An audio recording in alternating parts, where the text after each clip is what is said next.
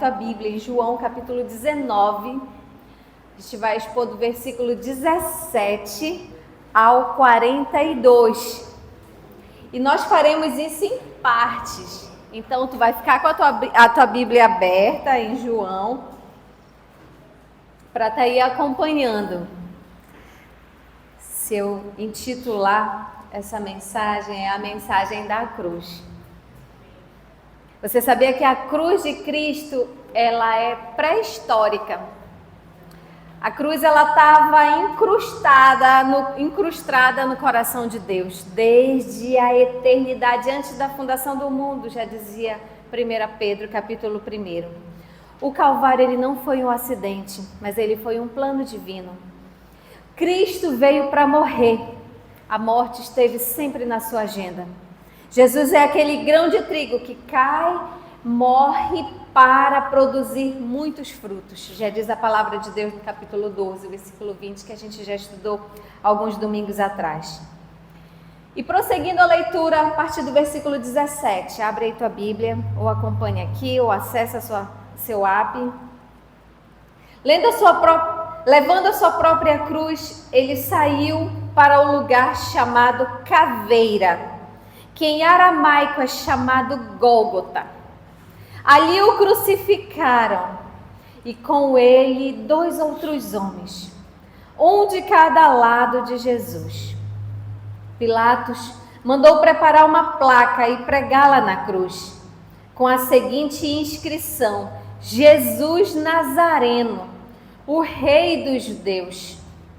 Muitos dos judeus leram a placa, pois o lugar em que Jesus foi crucificado ficava próximo da cidade. E a placa estava escrita em aramaico, latim e grego. Os chefes dos sacerdotes dos judeus protestaram junto a Pilatos: não escrevas o Rei dos Judeus, por favor, né? Mas sim que esse homem se dizia rei dos judeus.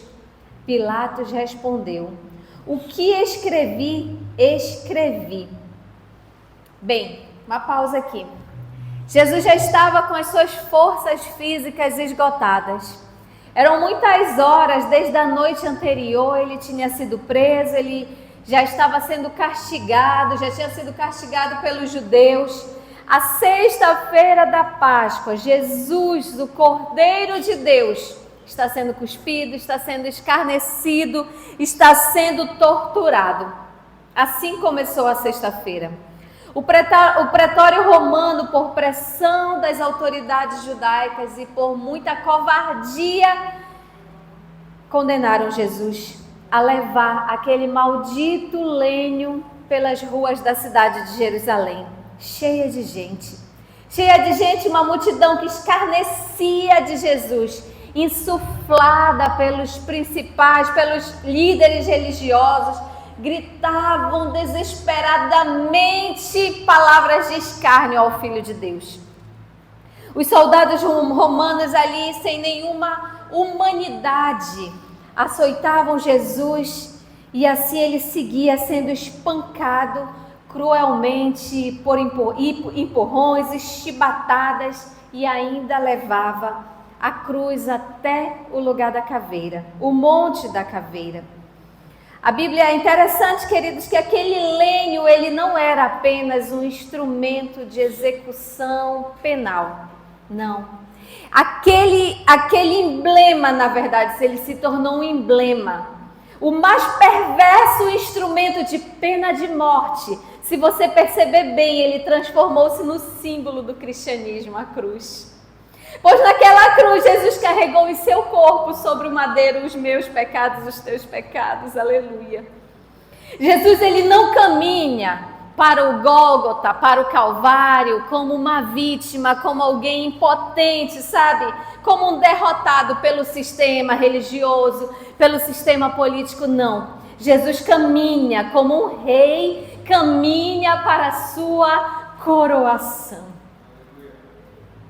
E o local da crucificação que é mencionado aqui nesses versículos, Gólgota, o local onde Jesus foi crucificado, era também conhecido como lugar da caveira. Naquele tempo, os criminosos condenados à morte, eles não tinham direito de um sepultamento digno. Muitos deles eram deixados apodrecendo na cruz. Talvez esse nome ele tenha sido recebido justamente por isso. Não uma aparência de caveira, mas a causa do horror de haver sempre ali corpos apodrecendo. E Jesus é destacado no versículo 18, ele é crucificado com 2 malfeitores. Lá em Mateus 27 fala 2 ladrões.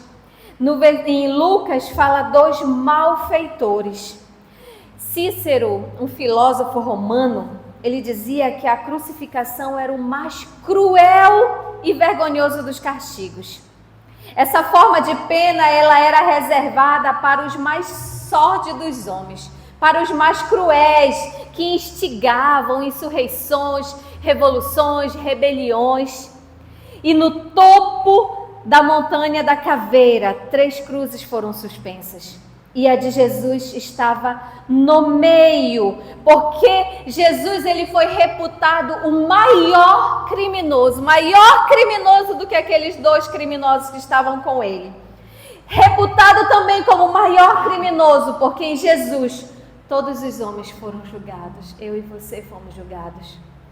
O ladrão e malfeitor da direita, esse homem ele tem a sorte mudada, porque na última hora ele é salvo. Na última hora ele se rende a Cristo. O ladrão e malfeitor da esquerda, ele vai permanecer impenitente e vai perecer.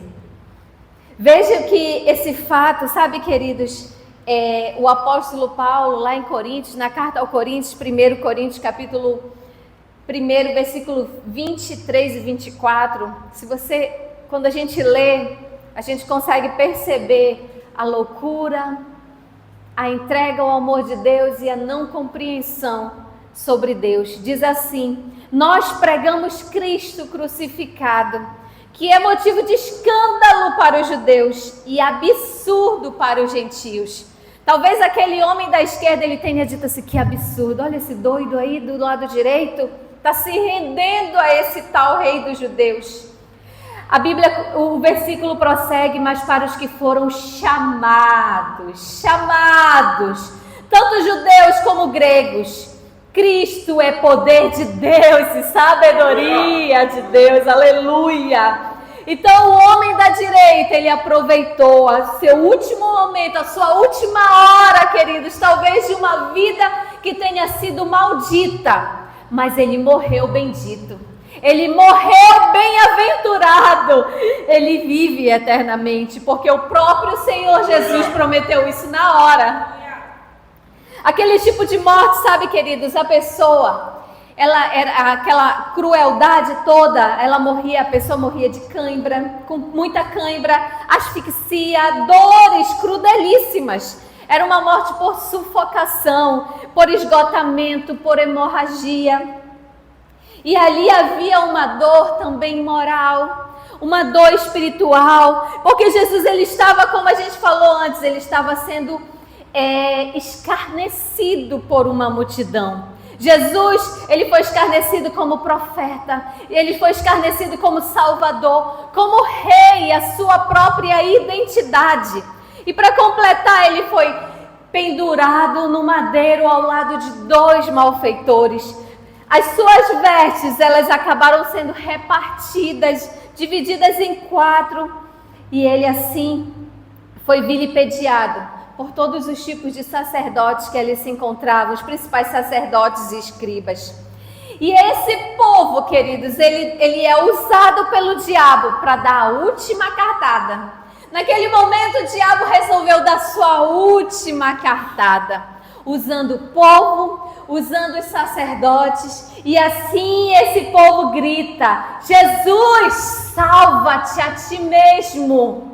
E os principais sacerdotes e escribas gritavam: desce agora, Cristo, o Rei de Israel, para que vejamos e creiamos.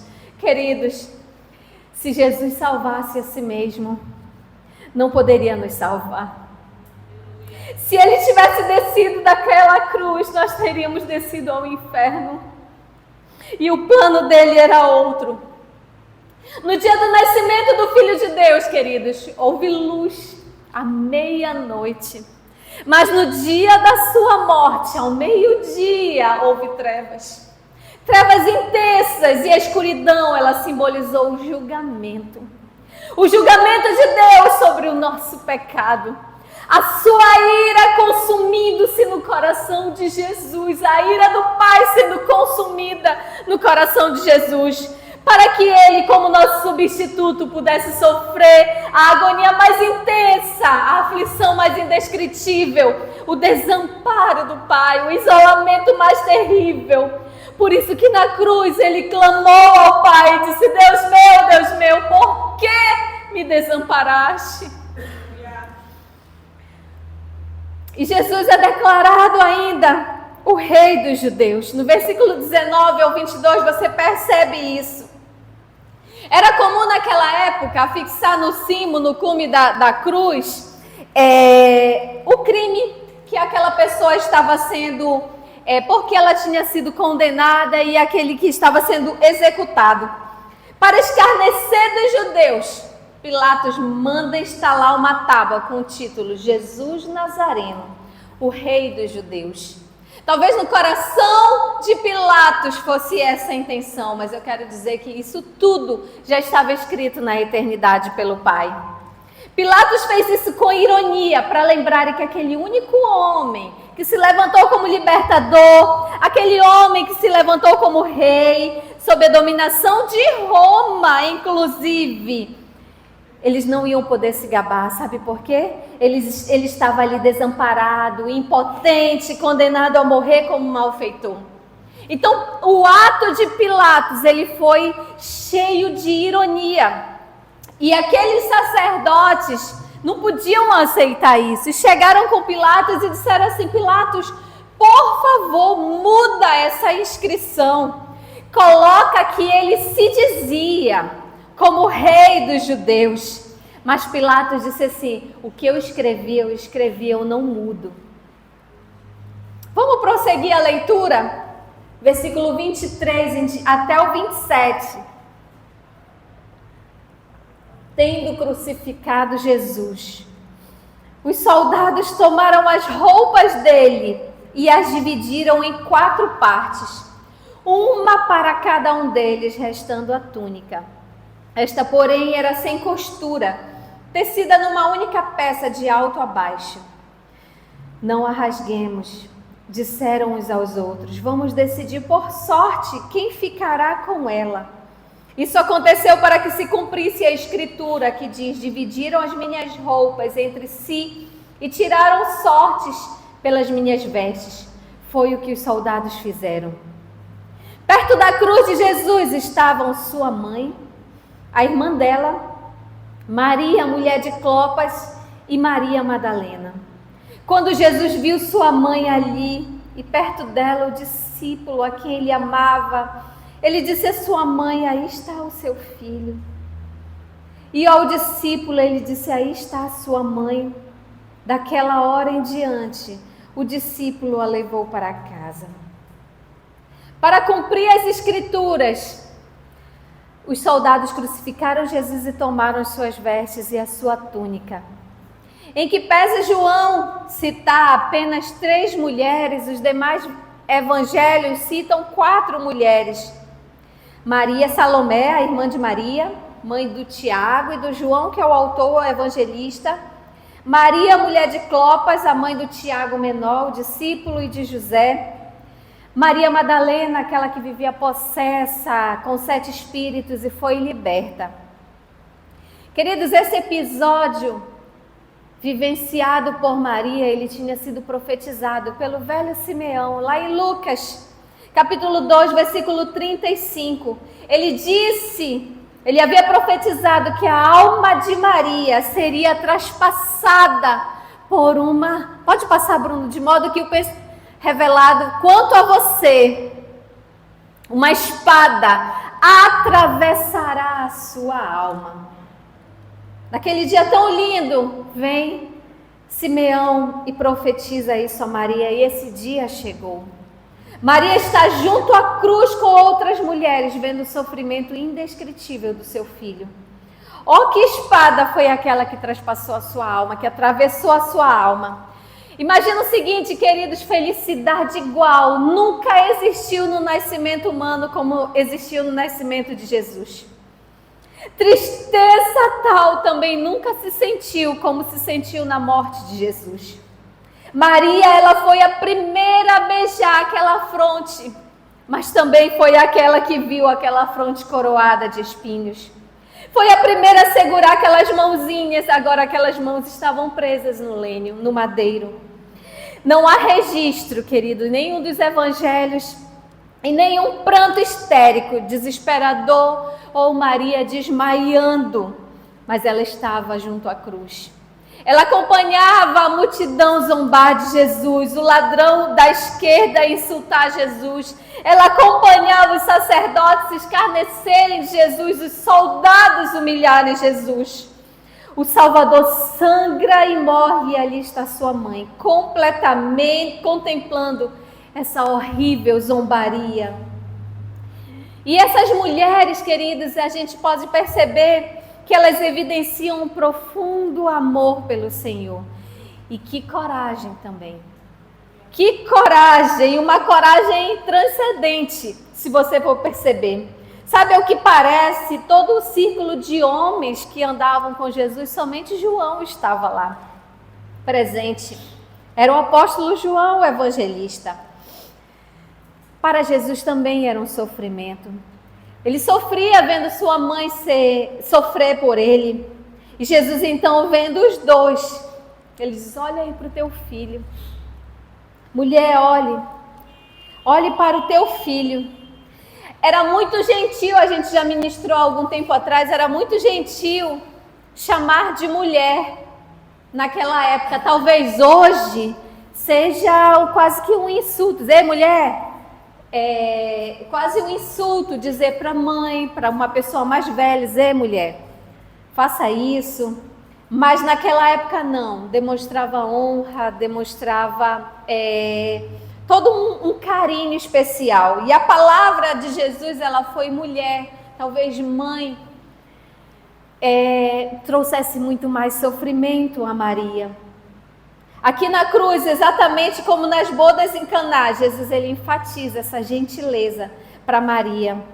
Sabe, Maria, chegou a hora também de Maria não pensar mais como a mãe de Jesus, apenas o seu filho. Talvez quanto mais ela visse sofrer, mais ela iria sofrer, mas talvez tenha chegado a hora de ela vê-lo como Senhor. Assim ela iria saber que apesar daquela agonia, aquele sofrimento indescritível, havia um propósito maior. Um propósito, um propósito glorioso escrito na eternidade.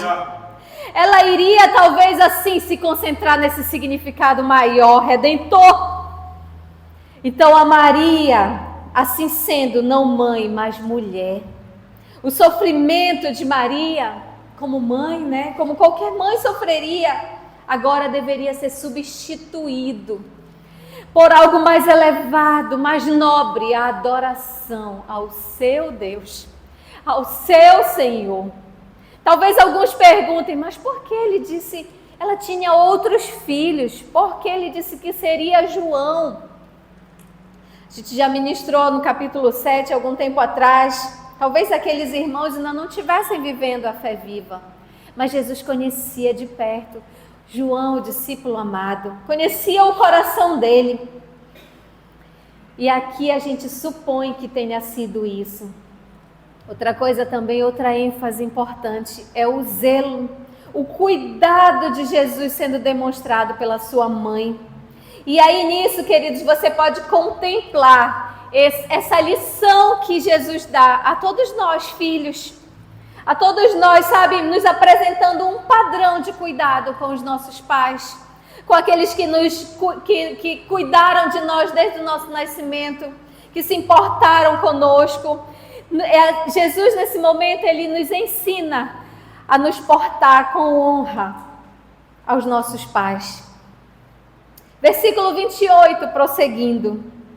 Mais tarde, sabendo então que tudo estava concluído, para que a Escritura se cumprisse, Jesus disse: tenho sede. Estava ali uma vasilha cheia de vinagre. Então embeberam uma esponja nela. Colocaram a esponja na ponta de um caniço de isopor e a ergueram até os lábios de Jesus. Tendo-o provado, Jesus disse: está consumado. Com isso curvou a cabeça e entregou o Espírito.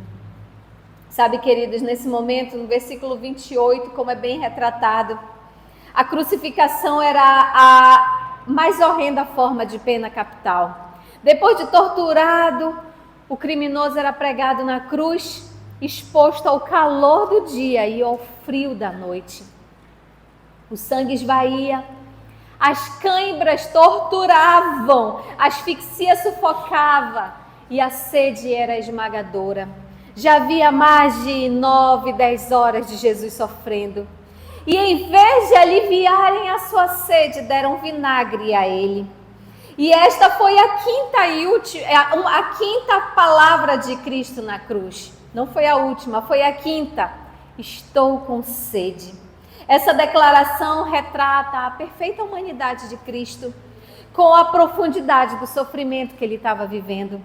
Durante todo esse episódio, você percebe que Jesus, um dia talvez a gente ministre todas as últimas palavras de Jesus na cruz, mas em nenhum momento Jesus murmurou. Em nenhum momento a murmuração passou pelos seus lábios, alguma queixa, algum pedido de misericórdia. Todos os seus sofrimentos foram suportados em silêncio.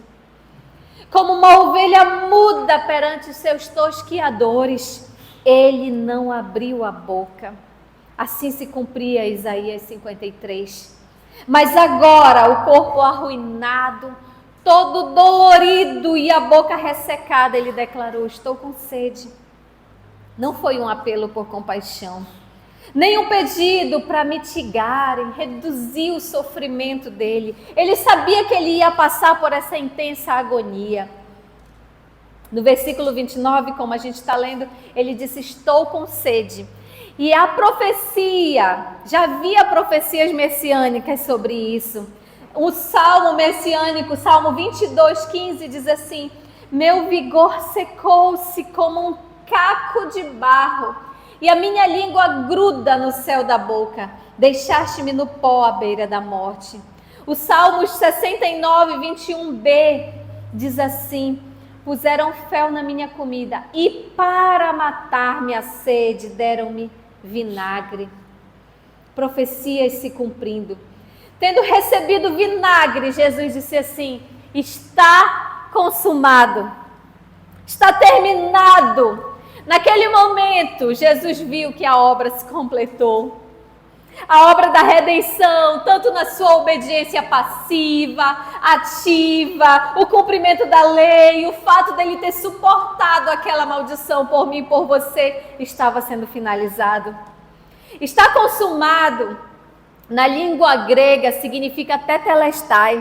Meu esposo já ministrou sobre o significado dessa palavra, mas vale a pena a gente trazer a destaque essa análise desse termo: está consumado. Essa palavra, ela é uma palavra de vitória, de sucesso em uma missão. E assim Jesus declarou. Arthur Pink, ele diz que vemos aqui o cumprimento de todas as profecias que foram escritas sobre Cristo antes que viesse a morrer. O término do seu sofrimento, o objetivo da encarnação estava alcançado, a realização da expiação, a remissão dos nossos pecados, o cumprimento das exigências da lei, a satisfação da justiça divina, a destruição do poder de Satanás. Aleluia! A palavra grega tetelestai, ela tem 3 significados básicos e eu vou expor aqui para vocês. O primeiro significa missão cumprida. Quando um pai ele encarregava uma tarefa ao seu filho e o seu filho concluía essa tarefa, ele dizia assim para o pai: tetelestai, missão cumprida, está terminado o meu trabalho, papai. O Pai enviou Jesus, o seu único Filho ao mundo, para a missão de cumprir a lei por nós e morrer em nosso lugar, levando sobre o seu corpo no madeiro os nossos pecados. E adquirimos para nós a eterna redenção. Eu vou retratar aqui um pouquinho do que Jesus fez por nós, para você perceber como essa missão foi cumprida com sucesso. E ela continua sendo cumprida na nossa vida. Aleluia! Jesus se fez carne, habitou entre nós, viveu como um de nós, mas sem pecado. Ele sentiu fome, ele sentiu sede, ele sentiu cansaço, ele sentiu dor, fadiga. Ele não tinha onde reclinar a cabeça. Ele não nasceu num berço de ouro. Ele não pisou em tapetes aveludados, mas ele palmilhou as estradas empoeiradas da Palestina. Ele não veio para ser servido, mas para servir. Ele andou por toda parte, fazendo bem, curando, libertando. Sabe, querido, Jesus andava por tudo quanto é lugar. Ele não exigia o avião, o lugar de primeira classe, o jatinho. Ele não pedia a hospedagem no hotel 5 estrelas. Ele não pedia um camarim com toalhas especiais, com frutas e especiarias importadas. Aleluia. Ele curou os cegos, ele levantou os aleijados, ele purificou os leprosos. Ele alforriou os prisioneiros do pecado e arrancou da casa dos valentes que viviam no reino das trevas e trouxe para o reino da sua maravilhosa luz. Ele veio como nosso libertador, o nosso salvador, o nosso Senhor. Ele tomou o nosso lugar, ele foi o nosso representante, ele foi o fiador da dívida, ele foi à cruz por nós, ele morreu em nosso lugar, em nosso favor, ele cumpriu cabalmente o plano eterno. E no topo do Calvário ele bradou, ele proclamou ao Pai: Tetelestai, está consumado, Pai. A minha missão foi cumprida, foi concluída. O segundo significado, o resgate, ele é definitivo. O segundo significado desse termo, quando o devedor ele ia pagar um débito em uma agência bancária, ao saldar a sua dívida, ao quitar a sua dívida, aquela era entregue aquela nota promissória ou aquele título de dívida carimbado, Tetelestai, está pago. Quando Cristo foi à cruz, ele rasgou o escrito de dívida que tinha contra nós e cravou na cruz, aleluia. Ele pagou a nossa dívida, ele quitou o nosso débito. A nossa dívida de pecado diante de Deus, queridos, era impagável. Não era possível, porque todos nós estamos aquém das exigências da lei. A lei exige perfeição total e nós não temos, nós nunca teremos, porque nós somos imperfeitos. Jamais nós poderíamos cumprir a lei e satisfazer as demandas da justiça divina. Mas o que não podíamos fazer, Cristo fez por nós. Você pode aplaudir ao Senhor.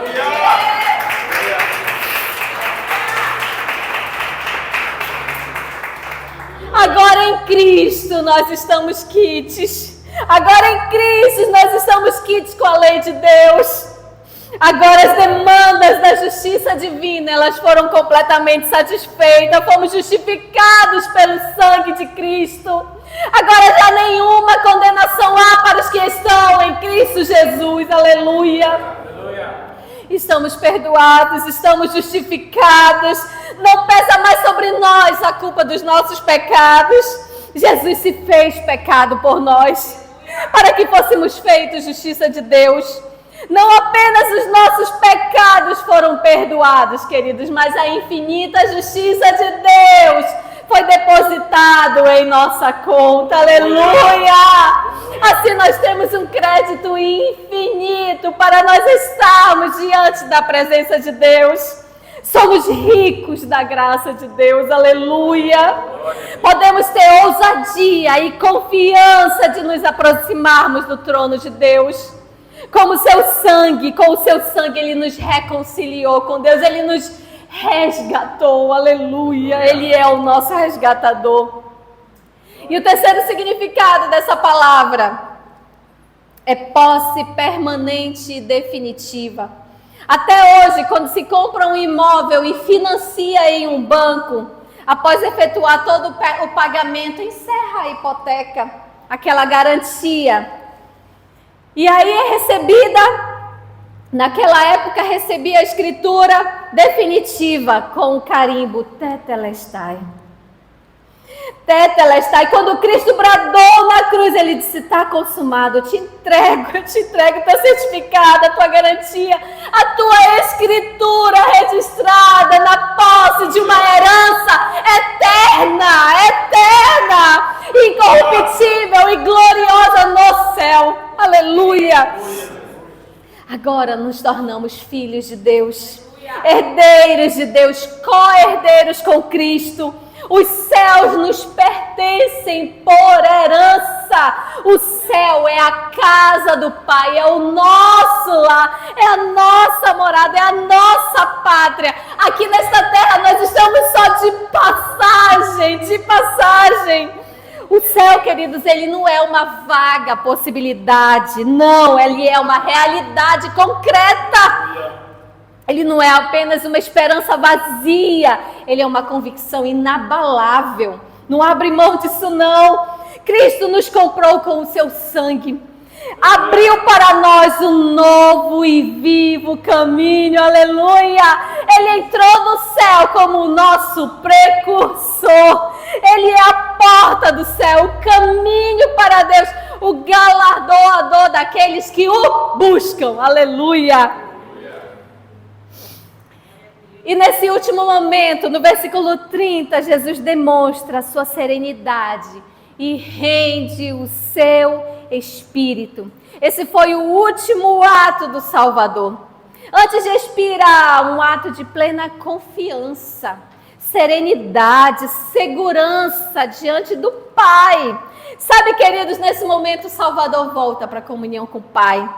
Por mais de 12 horas, Jesus estivera nas mãos dos homens. Jesus, ele voluntariamente se rendeu nas mãos dos pecadores. E agora, voluntariamente, ele entrega o seu espírito ao Pai. Até a hora da morte, é ele quem está no controle. Seu espírito não foi tomado, ele se rendeu. Aleluia! Abre tua Bíblia no versículo 31 em diante, vamos prosseguir.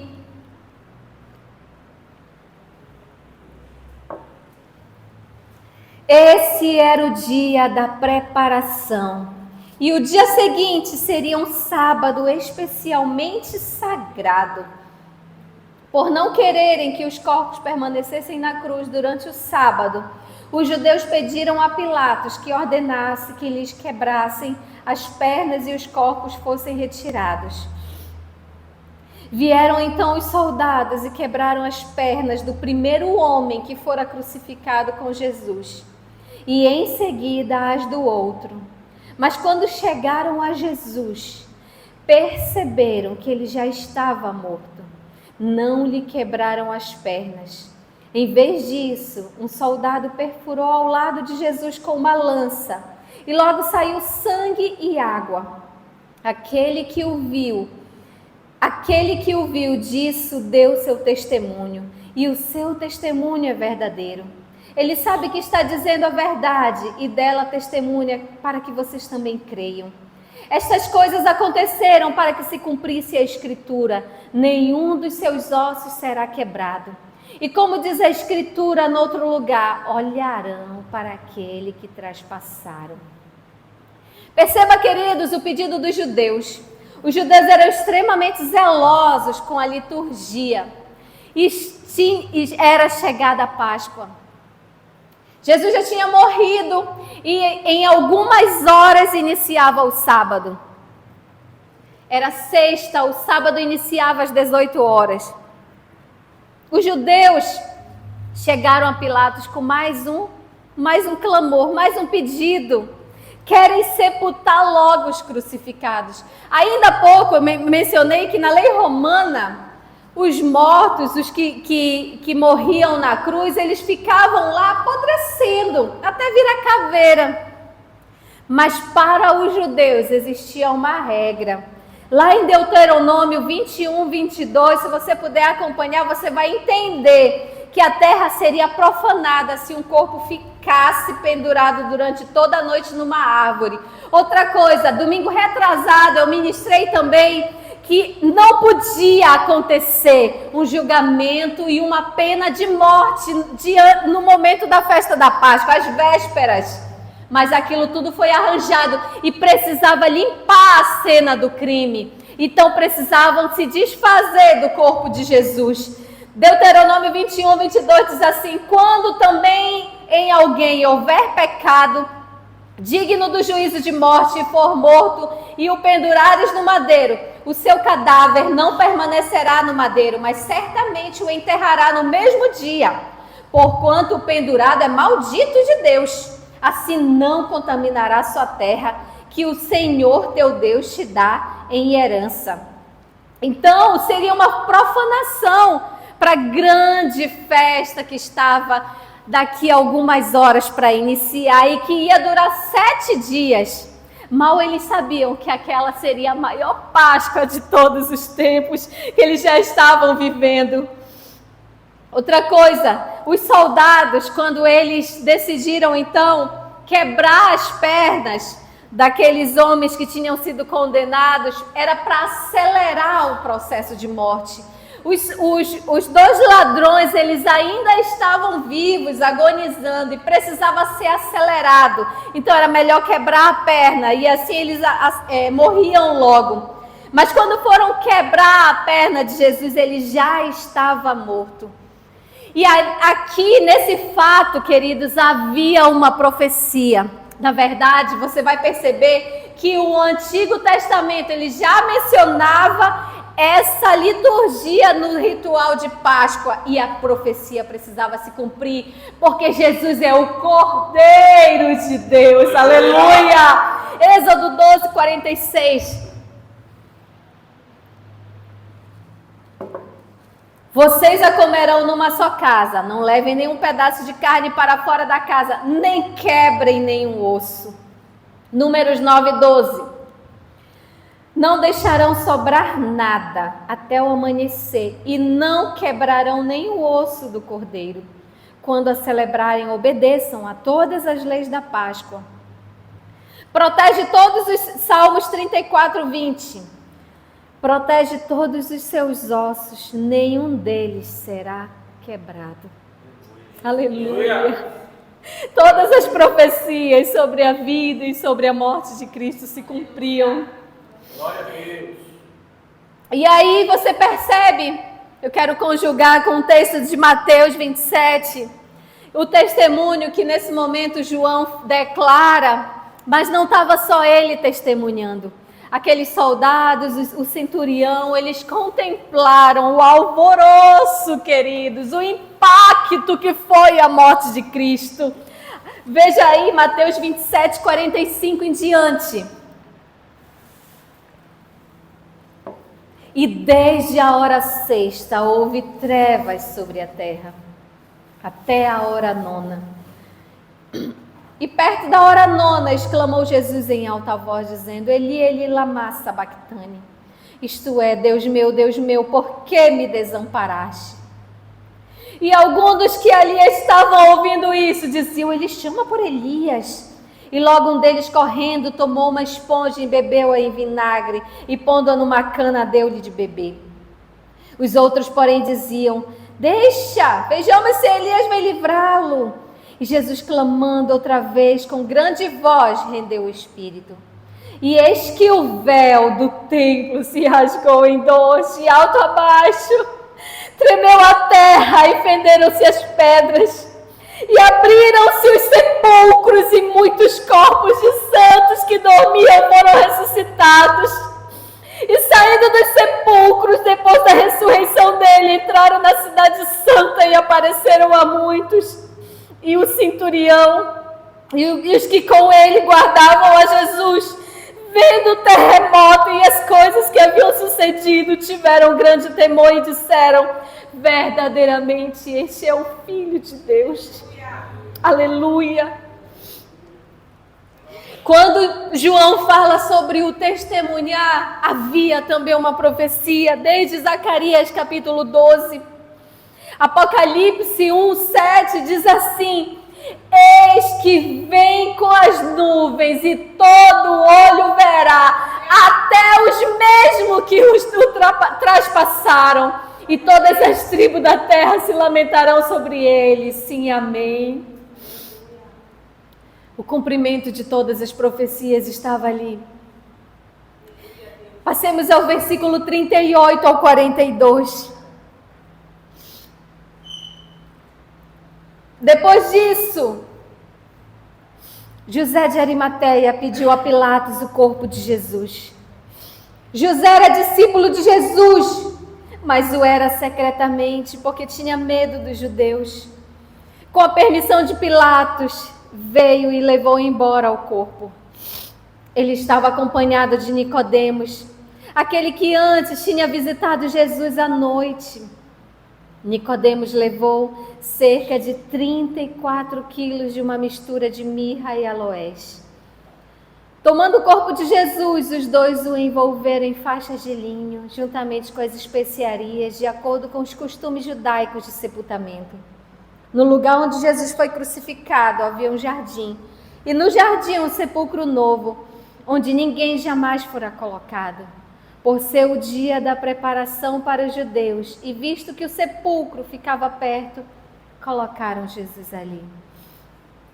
Queridos, compreender a mensagem da cruz tira qualquer pessoa do anonimato.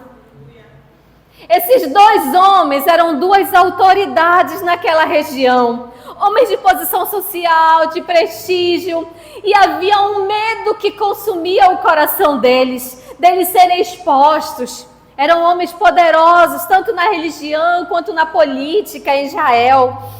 E agora eles aparecem para honrar publicamente a Cristo e mostrar corajosamente que criam na expiação que estavam vivendo, que os alcançou. Aleluia! José de Arimateia, ele é mencionado nos 4 evangelhos. Mateus, ele diz que José era da cidade de Arimateia, que era uma cidade dos judeus, um homem rico, um discípulo de Jesus. Marcos, ele traz 2 informações, ele diz que ele era membro do Sinédrio e ele aguardava a manifestação do reino de Deus. Lucas traz mais informações, ele diz que ele era um homem bom, um homem justo, e que ele não tinha concordado com o desígnio e ação dos membros do Sinédrio contra Jesus, em condenar Jesus. E vem João e conclui e diz assim, que ele não teve coragem para assumir o seu posicionamento acerca de Cristo publicamente, com medo de retaliação. Mas é esse homem que vai corajosamente a Pilatos reivindicar o corpo de Jesus para ser sepultado. Sabe, queridos, a ousadia aparece especialmente naquele momento, no fato de que ele agiu sabendo que todo o Sinédrio ia saber da atitude dele. Na verdade, queridos, toda a humanidade soube sobre esses homens, sobre a coragem que eles tiveram.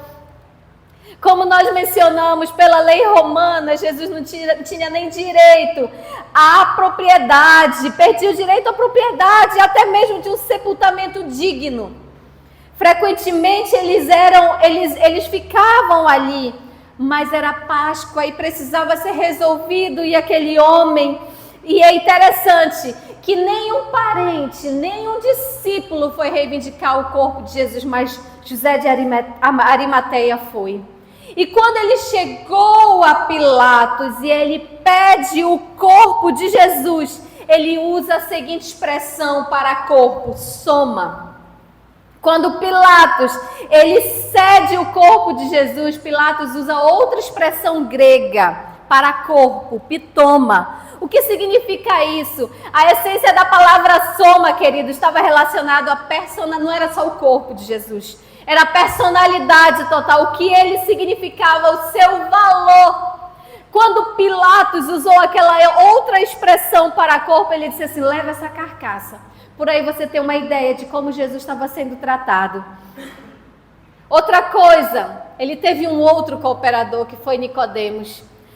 Nós ministramos sobre Nicodemos, que Nicodemos marcou um encontro com Jesus na calada da noite, na escuridão da noite. Ele era um dos principais judeus. Ele era mestre em Israel. Ele foi ter com Jesus, provavelmente a semelhança de José de Arimateia, ele se tornou um discípulo oculto de Jesus. Charles Erdman, ele diz que esses dois homens não tiveram a coragem de assumir suas convicções e deixaram de dar seu apoio e estímulo ao mestre quando vivo. Agora aparecem para lhe prestar a última homenagem e em público. José de Arimateia, então, deposita Jesus num túmulo novo de sua propriedade. E Nicodemos oferece mais de 30 quilos de perfume, do melhor perfume, de perfume caro, para tratar o corpo de Jesus antes do sepultamento. Nicodemos, que você percebe que ele começou confuso durante a noite, na calada da noite. Ele terminou confessando a sua fé abertamente, em plena luz do dia. Aleluia. Eu queria te convidar a ficar de pé. Sabe, queridos, sejamos corajosos como esses homens se tornaram. Ainda que a tua família, ainda que os teus amigos, ainda que o teu cônjuge, os teus filhos, ainda que todo mundo não te compreenda, ainda que os seus desejos, as suas atrações não sejam condizentes com as verdades da Escritura, mas por amor a Ele, renunciemos o nosso eu. Por amor a Ele, nós abrimos mão de vivermos mergulhados no pecado, seja qual ele for. Por amor a Cristo, queridos, nós abrimos mão de qualquer pecado. Seja a fornicação, o adultério, vícios, seja a homossexualidade, os crimes, a masturbação, a mentira, a desonestidade, seja o que for. Por amor a Ele, querido, você não consegue mais nem dizer, mas eu nasci assim. Esses maus desejos, essas atrações estranhas desde que nasci. Agora eu vou buscar a minha felicidade. Não, por amor a Ele, você se rende. Você abre mão e você vai viver em completude nele. Aleluia. Se você o ama, negue-se a si mesmo. Carrega a tua cruz e siga ao encontro dele. A eternidade, queridos, ela não se compara. A eternidade não se compara aos teus 30 anos de vida aqui na Terra, aos teus 40, 50, 70, 90 anos. Não se compara. Não se compara. O Calvário, ele foi o maior drama da história. É o palco da justiça de Deus, do seu consumado repúdio ao pecado. E também o palco do infinito amor de Deus pela humanidade. Sabe, queridos, nós nos reunimos aqui, não foi para ouvir sobre a fama, sobre a pessoa de A ou B. Foi porque a mensagem de Cristo, ela é a mais importante a ser proclamada neste lugar. Ela é a mais importante para ser vivido por cada um daqueles que desejam segui-lo. A cruz de Cristo, ela é o nosso êxodo, a nossa libertação, aleluia. E hoje, queridos, o Senhor te oportuniza, incomoda o teu coração, talvez, para você confessá-lo como Senhor, como Salvador, como Libertador. Romanos 10:9 diz assim: se com tua boca confessares Jesus como Senhor, em teu nome creres que Deus ressuscitou dentre os mortos, serás salvo, aleluia. Eu quero te convidar nesse momento, você render a tua adoração,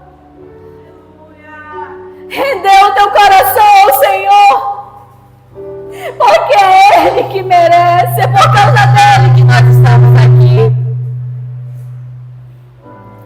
Fomos alcançados pelo seu amor. Adore o Senhor.